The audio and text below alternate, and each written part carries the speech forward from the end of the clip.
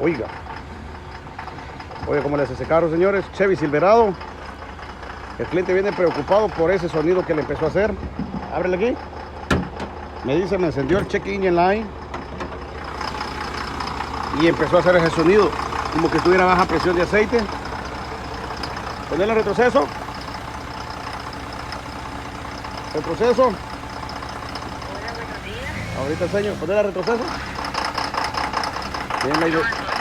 Miren la inestabilidad. Ahorita lo atiendo, mamá. Miren la inestabilidad que trae este motor. ¿Será problema en mi fire o será baja presión de aceite? Vamos a investigar.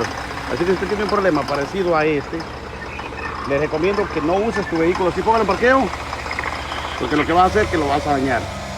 Entonces vamos a investigar qué es lo que está pasando. 240-354-8897 Antonio Aurosar. Ahí se estabilizó, mire. Pero me dice él que trae una luz de engine light encendida. Vámonos con la primera parte. Aló, dígame, señor.